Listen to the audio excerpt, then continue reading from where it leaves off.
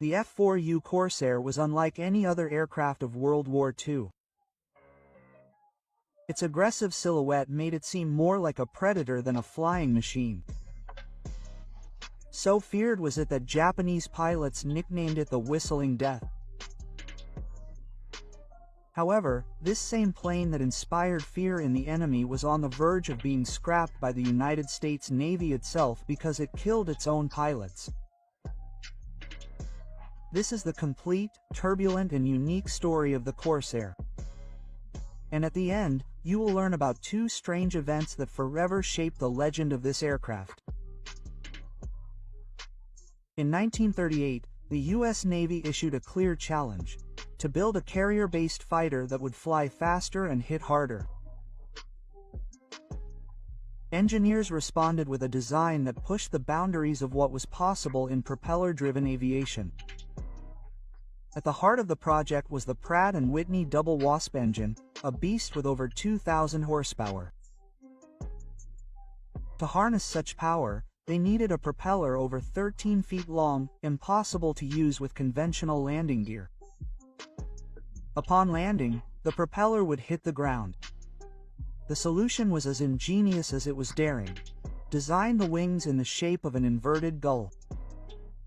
This shape allowed for shorter landing gear, without sacrificing space for the huge propeller. Thus was born the intimidating silhouette of the Corsair.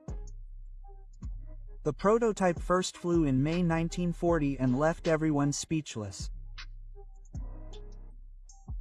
It was the first American aircraft to exceed 400 miles per hour in level flight. In terms of speed, it outperformed anything the military had in service, but that speed came at a price.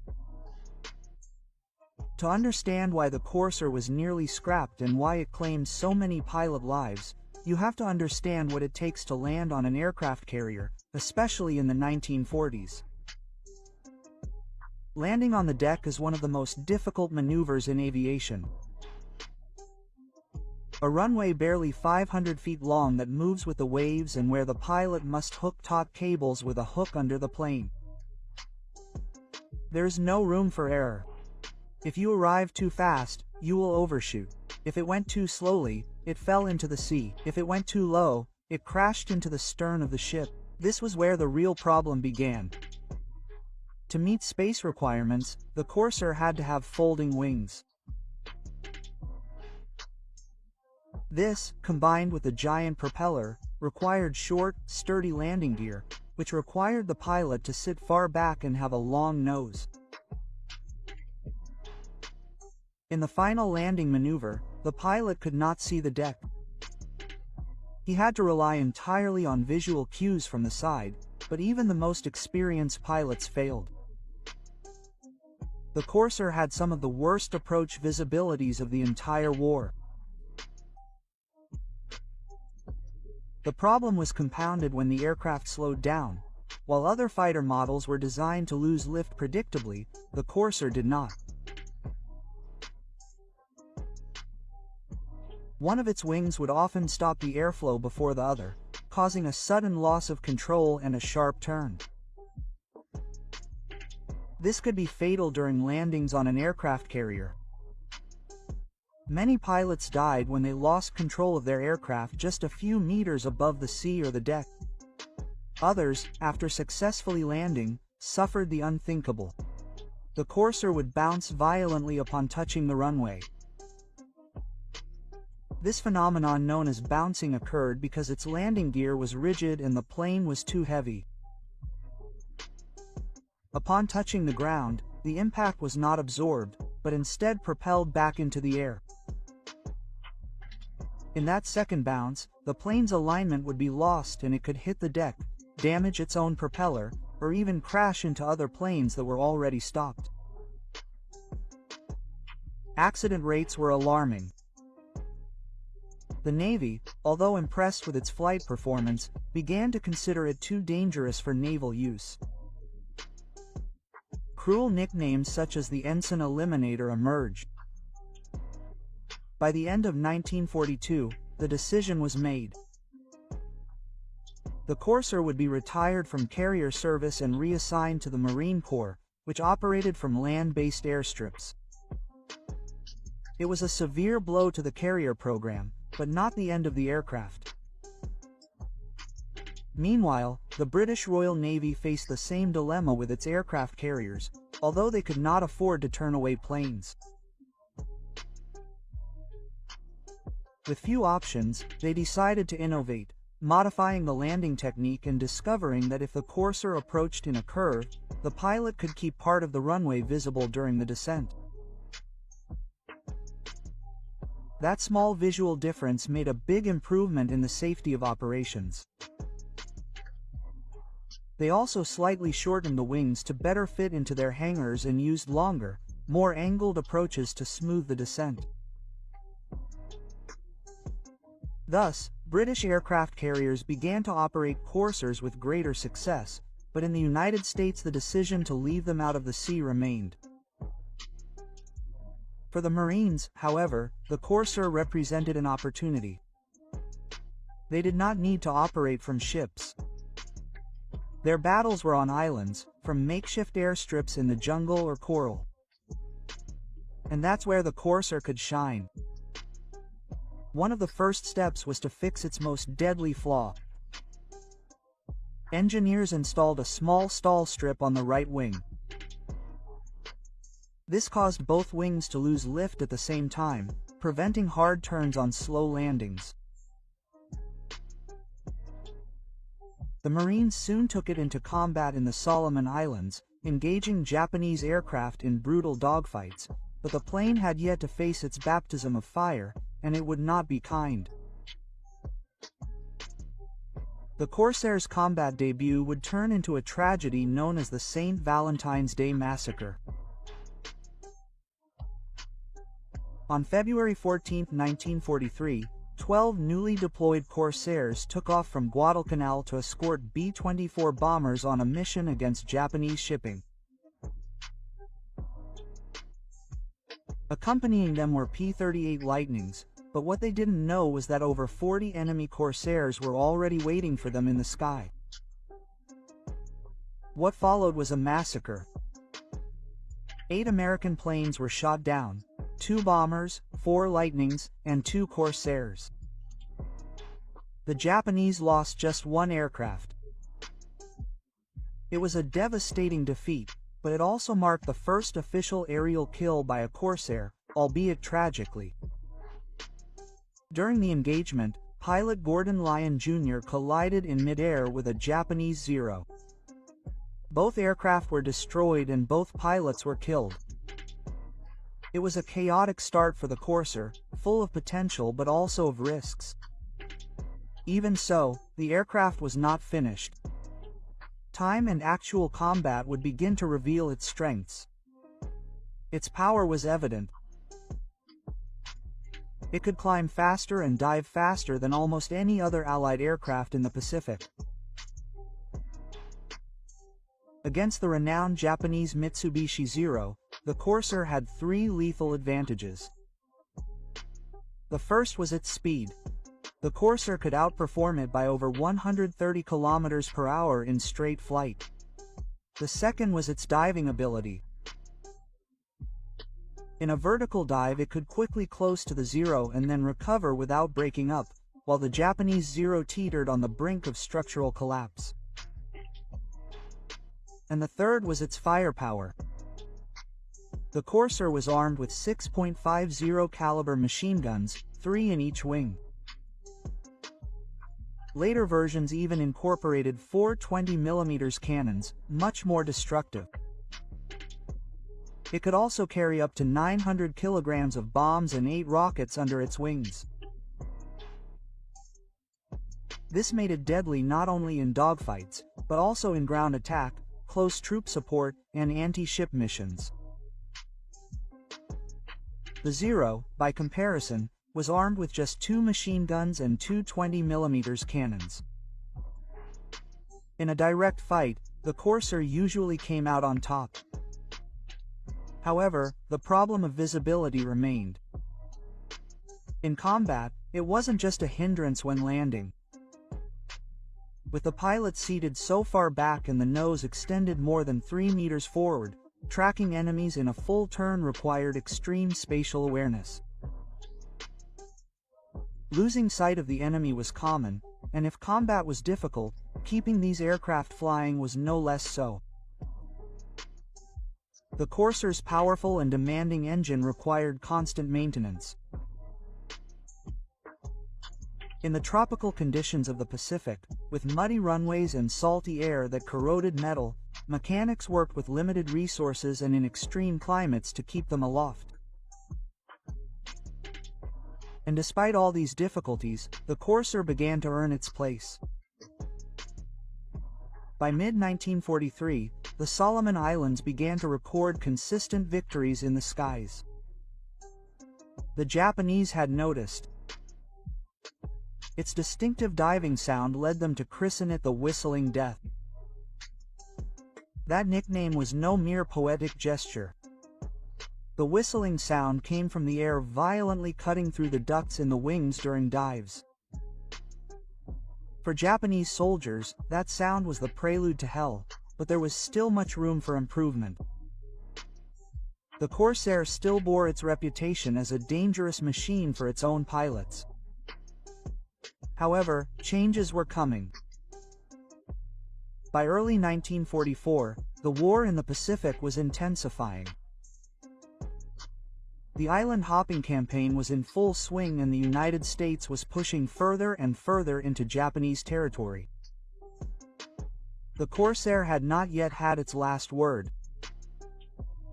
While the Hellcat dominated the Navy's aircraft carriers, the Corsair was undergoing a transformation. Engineers redesigned the landing gear to better absorb impacts. The pilot's seat was raised slightly and a domed canopy was fitted to improve forward visibility. The maneuvers were still demanding, but they were no longer impossible. Finally, after nearly 2 years of rejection, the Navy reconsidered its decision. The Corsair was approved for carrier service again. It had been tamed. The beast that had once crashed on the deck could now land. The reintroduction could not have come at a better time. The improved Corsairs were armed with rockets, auxiliary fuel tanks, and new structural improvements. They were integrated into both Navy and Marine Corps squadrons. And just in time, Okinawa, the Philippines, and raids on the Japanese home islands. The Corsair saw some of the fiercest combat of the entire war. Its kill ratio increased rapidly. By the end of the conflict, the Corsair had achieved an impressive 11-to-1 kill ratio in dogfights. It was a figure that few aircraft could match. Pilots began to trust it. It could take damage, withstand punishment, and still return home. Its air-cooled engine could withstand impacts without catching fire, unlike the liquid-cooled engines used in other aircraft. By the end of World War II in 1945, the Corsair was no longer seen as a technical failure, but as one of the most successful bombers of the entire conflict. But its story, as strange as it was unpredictable, had chapters yet to be written, because this aircraft was about to do something that seemed simply absurd. In 1950, the Korean War broke out. The world had entered the jet age. Propellers were a thing of the past. But Korea was no conventional theater of war. Mountains, shifting terrain, and constantly shifting combat lines demanded other types of solutions. In the skies, a new enemy appeared, the fast, modern, and deadly MiG-15. No longer able to compete on equal terms with the Corsair, it found a new role: low-altitude close support. It could fly slowly, shoot accurately, and survive where jets were too fast to maneuver effectively. Some variants of the Corsair were adapted for night operations. These missions were known as Black Cat and were extremely risky.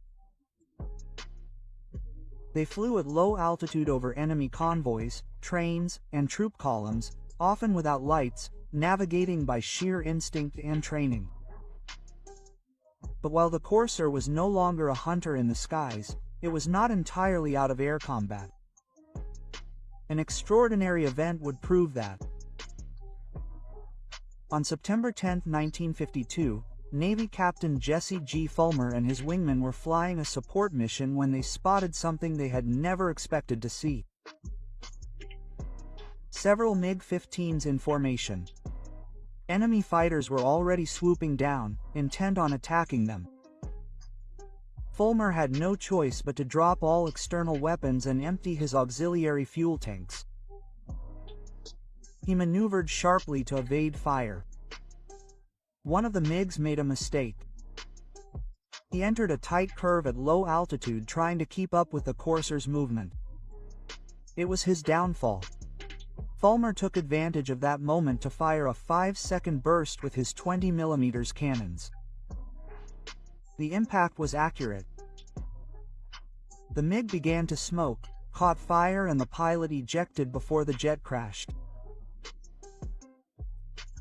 Against all odds, a propeller-driven aircraft had just shot down a state-of-the-art jet.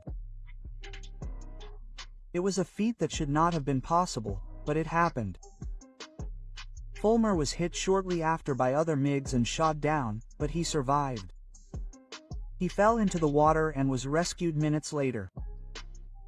This story became a legend among pilots. A machine born in the 1940s had managed, at the heart of the Cold War, to prevail in aerial combat against one of the most feared aircraft of the time. But that would not be the last unusual chapter of the Corsair.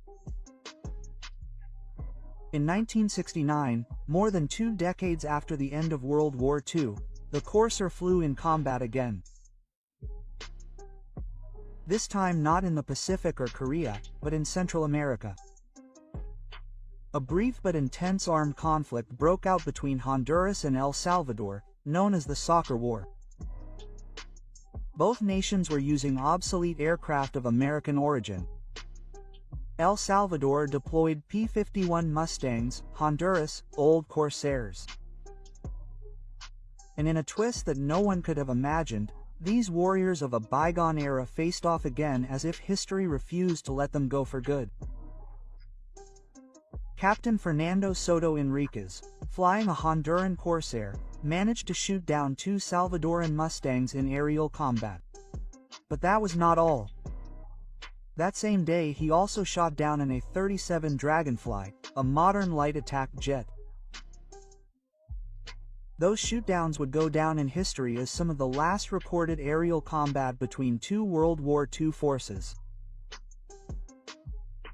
The Corsair, the plane that was on the verge of being cancelled by its own navy, became a symbol of resistance, evolution, and power. It wasn't the easiest aircraft to fly, but for those who mastered it, it became a legendary machine. The Corsair wasn't simply a warplane, it was a flying paradox, a weapon that killed its own pilots but also saved countless lives by dominating the skies in critical engagements. Its story is one of a design that almost bordered on disaster, but which through refinement, experience, and time became a legend. No other aircraft of its generation underwent such a complex arc, from being rejected and feared by its own allies to becoming an indispensable tool in winning key battles in the Pacific and beyond. What makes the Corsair so unforgettable isn't just its kill counts or its firepower. It's the fact that it represents the struggle between innovation and reality, between design theory and combat experience. It wasn't perfect, it had clear flaws, but the commitment to improving it, the bloodshed to understand it, and the determination of the men who dared to fly it turned that machine into something more than a simple war vehicle. It became a symbol of adaptation, of courage, of evolution forced by the urgency of survival. From the skies over the Solomon Islands to suicide missions in Korea, from Navy aircraft carriers to dirt runways in Central America, the Corsair soared through the skies for 3 decades. Too slow for jets, too rebellious for training standards, but too effective to be forgotten. Its silhouette, inverted gull-shaped wings, elongated nose, deep roar, and deadly whistle, were etched into the memories of enemies and allies alike. It was a symbol that war doesn't always reward the newest, but rather what endures. Today, the Corsair rests in museums, in documentaries, in the memories of the veterans who tamed it. But its story lives on because it represents more than just metal, speed, and fire. It represents the will not to give up in the face of initial setbacks. The Corsair was a warning to engineers, a challenge to pilots, and a nightmare for its enemies.